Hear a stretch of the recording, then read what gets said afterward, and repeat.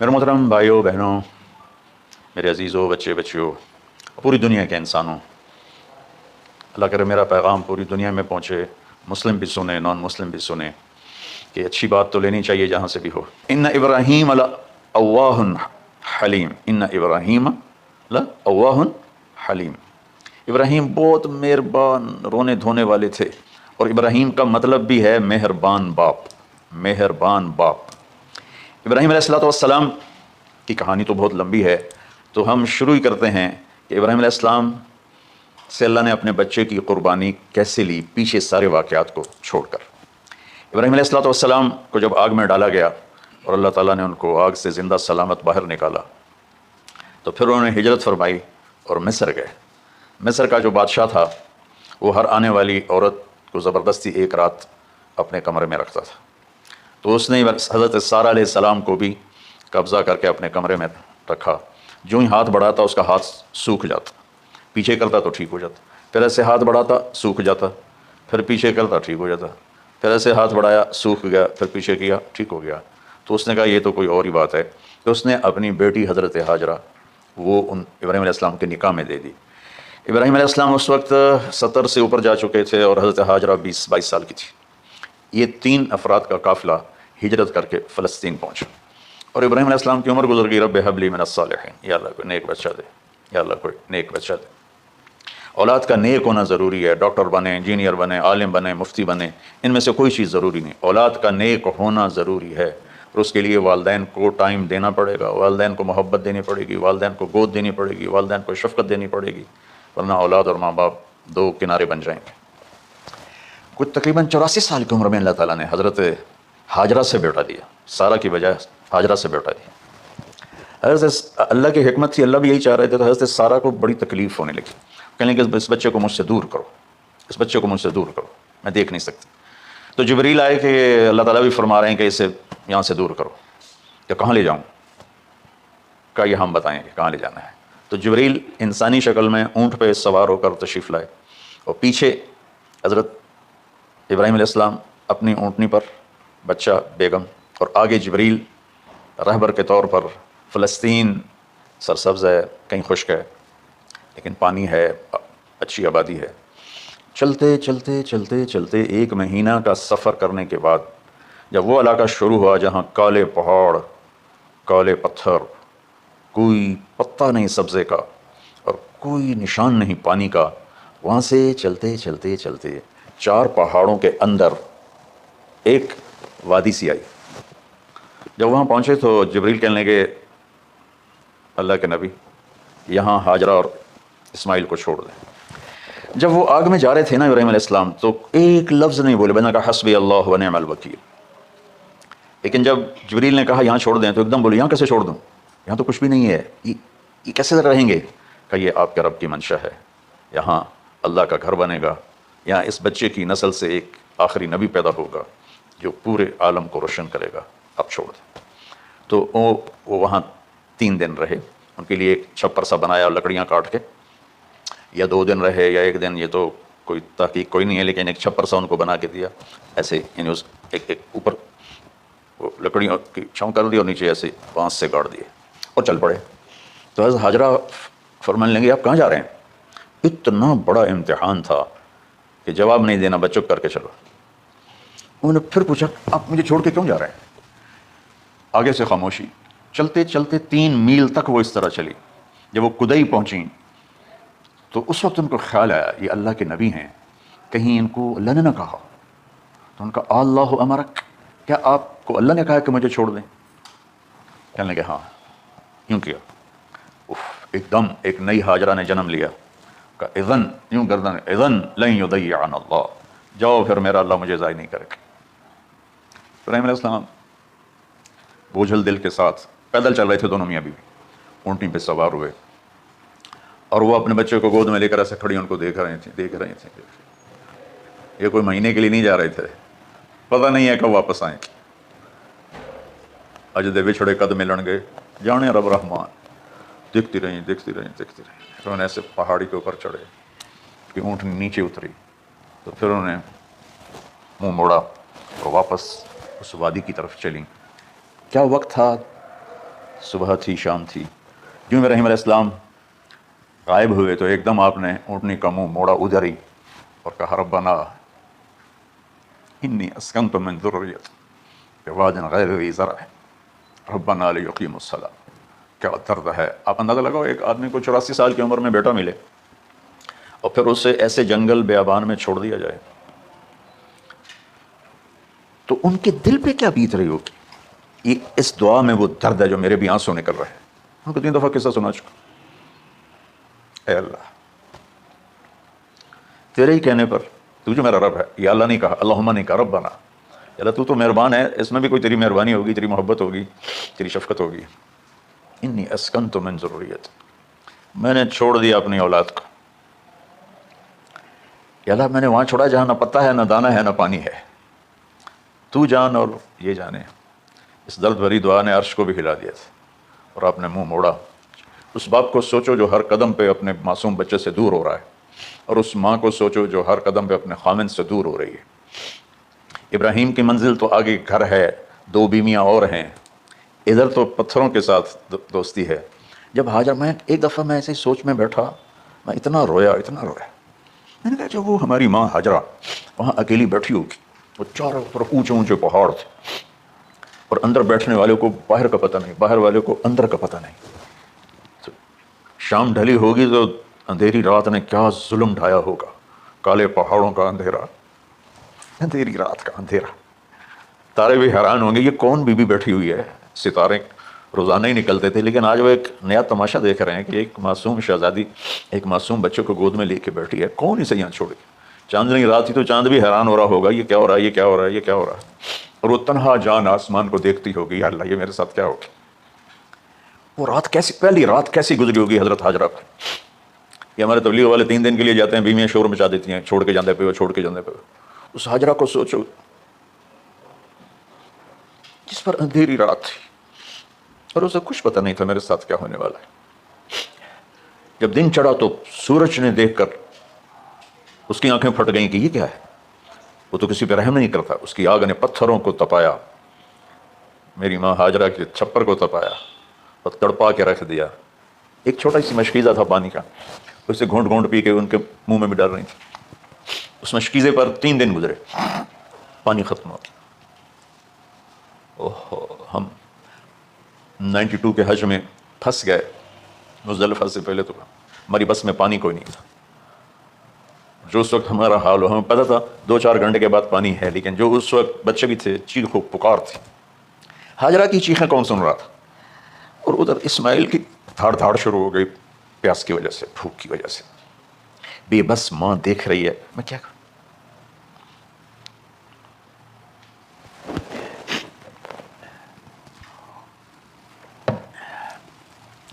میں قطر میں تھا جماعت میں، تو مجھے یہاں کندھے میں درد ہوا. میں ہاسپٹل گیا تو ایمرجنسی سے انہوں لے کر گئے. ایک بچہ تڑپ رہا تھا اس میں، جو ہاسپٹل کا بیڈ ہوتا ہے چھوٹا سا. اس کی ماں ٹیک لگا کر نا بستر پہ اس کو یوں دیکھ رہی تھی. مجھے نہیں پتا وہ کون ہے، مجھے نہیں پتا اس بچے کو کیا ہے، لیکن آپ یقین مانیں یہ جو میرے آنسو ہیں اس عورت کی وجہ سے، کہ جس خاموش ساز خاموش ہیں فریاد سے معمور ہیں ہم. نالا اگر لب پہ آتا ہے تو مجبور ہیں ہم. جس طرح وہ ماں ساز خاموش تھی اور اس کے چہرے پر درد پکار رہا تھا. میں صرف ایسے گزرتے گزرتے اس کو دیکھا اور میں آج رو رہا ہوں 15 سال کا قصہ یاد کر کے. تو ہاجرہ کے چہرے کو کون پڑھنے والا تھا؟ کون سی ایمرجنسی وارڈ میں بیٹھی تھی؟ کون اس کے لیے کہہ رہا تھا میں پانی لاتا ہوں، کھانا لاتا ہوں؟ موت تھی، دونوں ماں بیٹی تھی. تو یہ بے قراری میں صفا مروہ کی دوڑ لگائی. انہیں پتا تھا کچھ نہیں ہے.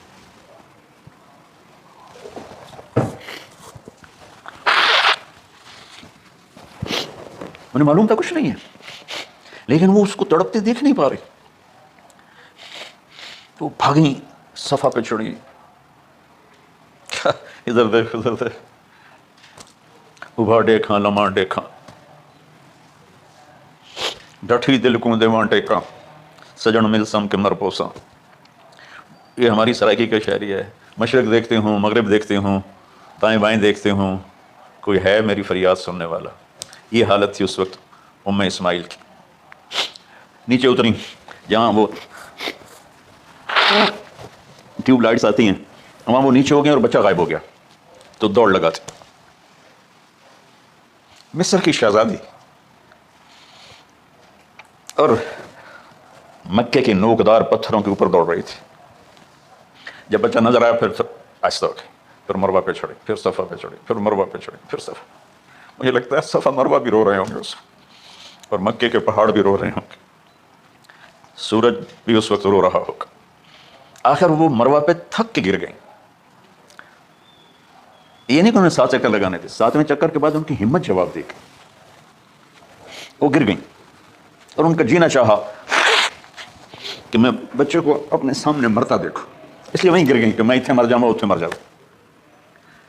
پھر ایسے حسرت بھری نظروں سے یوں دیکھا مر گیا کہ نہیں، تو وہاں ایک آدمی کھڑا تھا. پھر مردہ جسم میں پھر جان آ گئی. پھر انہوں نے اپنے آپ کو اٹھایا اور دوڑ لگائی. پہنچی تو آدمی غائب تھا اور پیڑیوں سے پانی نکل رہا تھا. اتنے چکر کیوں لگوائے، پہلے ہی نکال دیتا.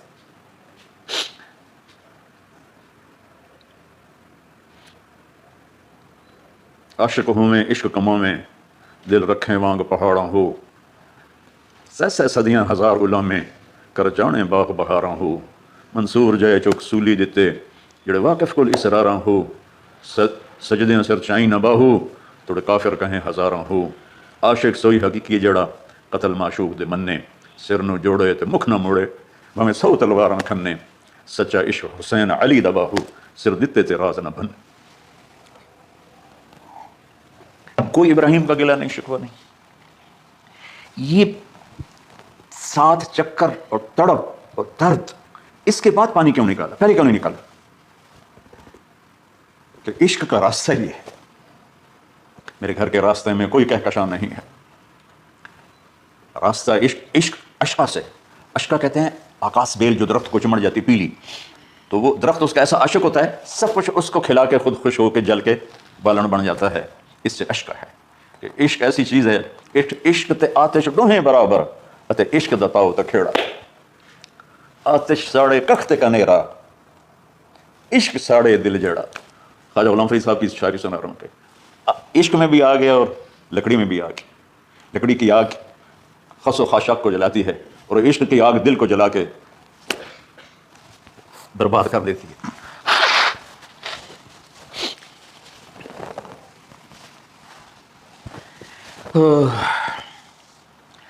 یہ دنیا میرے بھائی بہنوں امتحان کی جگہ ہے. ہم اسے جنت بنانا چاہتے ہیں، ہم یہاں اپنی مرضیاں پوری کرنا چاہتے ہیں. اللہ کی قسم، اللہ کی قسم، اللہ کی قسم، جس نے اپنی مرضی پہ چلنا شروع کیا وہ تباہ ہو گیا. جو اللہ رسول کی غلامی کے دائرے میں آیا وہ کامیاب ہو گیا. دیکھا تو پانی ابل رہا ہے، ابل رہا ہے، ابل رہا ہے، فوارے مار رہا ہے.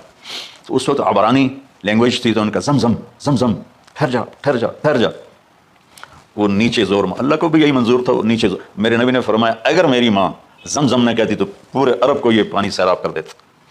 اور آپ حیران ہوں گے، آج کل تو بہت زیادہ ایڈوانس ہے سائنس. تو سعودی گورنمنٹ نے کہ یہ اس کا سورس کیا ہے، یہ پانی کہاں سے آ رہا ہے. طائف تک ساری زمین کو کھنگالا، کوئی اس کا پیچھے سے لنک نہیں ہے. کہیں چشمہ ہوتا ہے نا تو پیچھے لنک ہوتا ہے، کہیں سے پانی نکل ہوتا ہے پیچھے سے لنک ہوتا ہے. زمزم کا کوئی لنک نہیں. جو ہی موٹر چلاتے ہیں تو 8-9 جھرنے ہیں سوراخ، وہاں سے پانی ابل ابل کے آنا شروع ہو جاتا ہے. اور جو ہی موٹر بند کرتے ہیں تو جھرنوں کا پانی بند ہو جاتا ہے. اس میں نہ مچھر ہے، نہ اس میں کوئی کیڑا ہے، نہ کوئی مکوڑا ہے، پاک صاف پانی. زمزم زمزم. جتنا اونچا بنانا ہو بلڈنگ اتنی گہری بنیاد. اس ماں بیٹے سے محمد مصطفیٰ نے آنا ہے تو پھر بنیاد تو گہری ہوگی نا، ایسے تو نہیں ہے نا.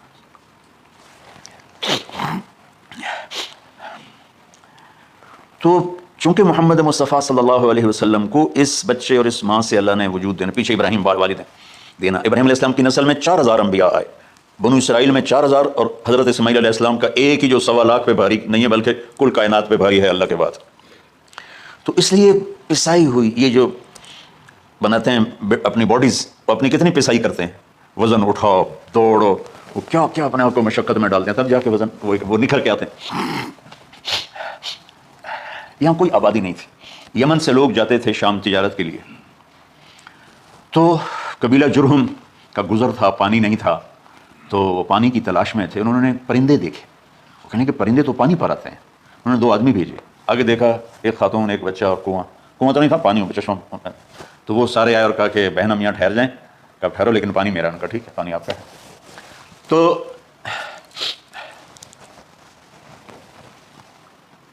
ایک سال کے بعد اجازت ملی، جاؤ مل کے آؤ، مل کے آؤ۔ جس گھاٹی سے ابراہیم کو جدا کیا تھا اس پر کتنی دفعہ حضرت ہاجرہ کی نظر پڑتی ہوگی؟ اگر آپ اس کو فیل کریں تو یہ قصہ بیان ہی نہیں ہو سکتا، بس رونا ہی پڑے گا۔ اور خاص طور پر آج کے دور میں جب کوئی اللہ کو کی ماننے کے لیے تیار ہی نہیں ہے، کوئی جہنم سے ڈرنے کے لیے تیار نہیں، کوئی جنت کی طلبگار نہیں۔ 1 سال کے بعد اونٹنی کا سر نظر آیا تو دل اچھل کے آسمان کو جا لگا کہ میری آنکھوں کی ٹھنڈک آ گئی، میرے سر کا سایہ آ گیا، میرے بیٹے کی چھاؤں آیا۔ اونٹنی بٹھائی، کہا تشریف لائیے، کہنے کے اترنے کا حکم نہیں ہے، صرف ملاقات۔ نہ آتے صبر آیا ہوا تھا، صبر توڑ کے پھر جا رہے ہیں، تو اف نہیں کی آہ نہ کر لبوں کو سی، زخم پہ زخم کھا کے جی، اپنے جگر کا لہو پی، آہ نہ کر لبوں کو سی، عشق ہے دل لگی نہیں، سینے پہ تیر کھائے جا، آگے قدم بڑھائے جا، یعنی زبان حال سے کہہ دے اس کے ہاں ستائے جا۔ کوئی شکوہ گلا نہیں ہے، یہ کیا ملنا ہے، نہ آتے وہیں بیٹھے رہتے، کہنے لگے اچھا بچہ گود میں دے دوں، سینے سے لگا پیار کی، بہتے آنسو بچے کے رخسار پہ گرے، بچوں کو پتہ نہیں کون، کہنے لگی اجازت ہے آپ کا سر دھو دوں، منہ دھو دوں، پاؤں دھو دوں، ہاتھ دھو دوں، یہ پانی پاک ملا ہے، ٹھیک ہے واپس۔ فلما بلغ معه السعي، جب وہ بچہ بھاگنے دوڑنے لگا، دل میں اتر گیا، نظروں کو بھا گیا، تو خواب آنے شروع ہوئے، قیمتی چیز قربان کرو، پتہ نہیں کتنی بکریاں قربان کر دیں، پھر خواب آیا قیمتی چیز قربان کرو، پھر گائے قربان کر دیں، عدد مجھے یاد نہیں ہے، پھر خواب آیا قیمتی چیز قربان کرو، اونٹ قربان کر دیے، پھر خواب آیا قیمتی چیز قربان کرو، تو پھر خیال آیا کہ یہ اسماعیل کی طرف اشارہ ہے۔ 1500 کلومیٹر ہے، 1 مہینے کا اونٹ کا سفر ہے، چھری لے کر ایک باپ بچے کو ذبح کرنے جا رہا ہے، اس مہینے کے ہر منٹ نہیں ہر سیکنڈ میں اس کے دل پہ کیا گزر رہی ہوگی، کس لیے جا رہا؟ ساری دنیا پھرتے ہیں، جب گھر واپس آنے کا ہوتا ہے تو خوش ہو رہے ہوتے ہیں کہ پاکستان جا رہا ہے، پاکستان جا رہا ہے۔ کتنی دفعہ اللہ نے دنیا پھرائی، یہ اور اس باپ کی عمر 92 سال ہو چکی، 92 سال مولانا صاحب، اور اس کی اونٹنی کے قدم کے ساتھ نہیں، ہر سیکنڈ کے ہر کروڑویں حصے میں ابراہیم کا دل پھٹتا ہوگا کہ اس معصوم بچے کو ذبح کیسے کروں، اللہ کی مان کے دکھا دی۔ اللہ نے تو ہمیں دین ہی آسان دیا ہے، ہم سے تو نہیں بچوں کی قربانی مانگی۔ ابو بکر صدیق رضی اللہ تعالیٰ نے فرمایا تھا یا رسول اللہ، ایک آیت ہے جس میں کا مفہوم یہی ہے، اگر اللہ ہمیں کہتا نا بچے قربان کرو، ہم بھی چھریاں چلا دیتے۔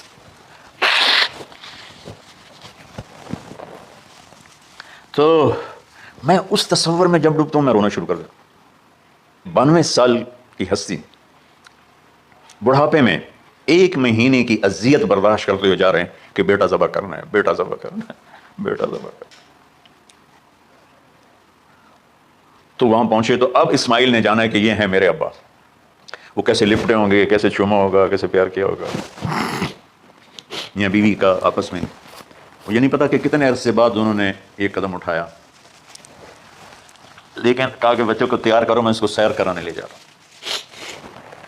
بڑی خوش ہوئی، ماں بھی بچہ بھی اچھل رہا ہے، اور لے کے پہنچے جمرہ کبریٰ پر، وہ جو شیطان کو 3 جگہ مارتے ہیں، تو آخری جگہ وہاں اس وقت ایک تنگ سی جگہ تھی پہاڑوں میں گھری ہوئی، وہاں پہنچے تو کہتے ہیں یا بنیا انی، کوئی شک شبہ والی بات نہیں ہے، ارا فی المنام انی اذبحک، میں نے تمہیں ذبح کرنا ہی ہے، انی میں نے تمہیں ذبح کرنا ہے، فانظر ماذا تری، تیری رائے کیا ہے؟ قربان جاؤں اس ماں پہ جس نے 7-8 سال کے بچے کو کیا تربیت دی، یا ابت افعل ما تؤمر، یعنی یا ابت افعل، بیچ میں کوئی حرف نہیں، کوئی عطف نہیں، یا ابت افعل بما تؤمر ستجدنی ان شاء اللہ من الصابرین۔ اس عمر میں اپنی قربانی کو اللہ کے ساتھ جوڑا، وقت کرو آپ. یہ جب ماں اپنے بچے کو فوکس کر، آج کی مائیں، میں گلہ کرتا ہوں آپ کے والدین سے، میں گلہ کرتا ہوں، انہوں نے اپنی اولاد کو فوکس نہیں کیا. یہ اپنے دھندوں میں اتنا پھنسے ہوئے ہیں، اپنے کاموں میں. اس بدبخت یہ کیا فون ہے، کیا کہتے ہیں اس کو، اسمارٹ فون، سیمسنگ موبائل، اس میں اتنا گم ہو گئے ہیں کہ بچے اگنور ہو گئے ہیں. 3 سال کا بچہ اسکول جا رہا ہے، اسے ماں کی گود چاہیے، اسے اسکول بھیج رہے ہیں. وہ وہاں میرے بچے کو ڈسلیکسیا تھا، اس کو عاصم کو، اس کو پڑھنا نہیں آتا تھا، ایک بیماری ہے. تو اس کی ٹیچریں مار مار مار اس کا حشر کر دیتی. میرا بچہ برباد کر دیا انہوں. وہ 6 سال کی عمر میں ڈپریشن کا شکار ہو. میں ماؤں سے کہتا ہوں بچوں کو ٹائم دو. تمہارا سرمایہ تمہاری اولاد ہے، اور اولاد ڈگری سے عزت نہیں ملتی. اولاد تمہاری نیک ہوگی تو وہ بلند بخت ہوں گی، عزت پائیں گے. پاکستان کو پڑھے لکھوں نے لوٹا ہے، ان پڑھوں نے نہیں لوٹا. ابا جی، بابا جی، آپ کریں نا، دیر کیوں کر رہے ہیں؟ ستجدنی انشاءاللہ من الصابرین. آپ دیکھیں گے میں آپ کی آزمائش پہ پورا اتروں گا، اور اللہ کی آزمائش پر بھی پورا اتروں گا. پھر معصوم ذہن ادھر چلا گیا ماں کی طرف، کہنے لگے ہاں یہ بات تو ہے کہ میری ماں کو بڑی تکلیف ہوگی، تو اس لیے نا اپنا کرتا اتارا. بابا جی یہ کرتا آپ میری ماں کو دے دیں. وہ جب مجھے یاد کرے گی میرا کرتا دیکھ لے، اور آپ نے مجھے یہیں دفن کرنا ہے، ادھر نہیں لے جانا. اور آپ بھی احتیاط کریں، مجھے الٹا الٹائیں، طلّہ للجبین، میرا سر زمین پہ لگائیں، گردن نہیں، تاکہ آپ کو تکلیف نہ ہو مجھے دیکھ. اب میں تو مرغی ذبح ہو رہی ہوں نا، تو اس کو تڑپتے نہیں دیکھ سکتا. قربانی کے لیے مفتی صاحبان کہتے ہیں کہ اوپر کھڑا ہونا چاہیے، خود کرے یا اوپر کھڑا، میں نہیں کھڑا ہو سکتا. جانور جب تڑپتا ہے تو مجھے کچھ ہونے لگتا. میں بچوں کو بھیجتا ہوں جاؤ قربانی پہ کھڑے. جیسے ابراہیم علیہ السلام کا تصور کر کے میری چیخیں نکل کہ انہوں نے جب ان کی کمر پہ گوڈا رکھا ہوگا یوں کر کے، ہاتھ باندھے، پاؤں باندھے، تو سر کے بال یوں اٹھا کے یہاں لائے ہوں گے، سر کو چھری یہاں رکھی ہوگی، تو کیا کیفیت تھا؟ تو یوں آسمان کو دیکھ کر یا اللہ کیا تم مجھ سے ناراض ہو گیا کہ میرے دل میں اسماعیل زیادہ اتر گیا ہے؟ یا اللہ ایسا کبھی نہیں. یا اللہ یہ میرا کوئی امتحان تو لے رہا ہے، یا اللہ تیرے اوپر سب کچھ قربان ہے. اور یوں چلائی، اور اللہ تعالیٰ نے، چھری کی کیا حیثیت ہے، اس نے چلنے سے انکار کر دیا، پھر چلائی، پھر چلائی.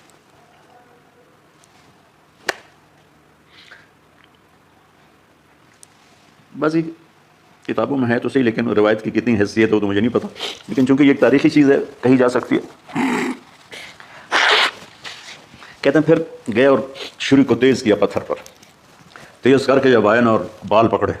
آسمان کے فرشتے 2 دفعہ روئے ہیں انسانی تاریخ میں. آسمان کے فرشتے 2 دفعہ روئے ہیں انسانی تاریخ میں.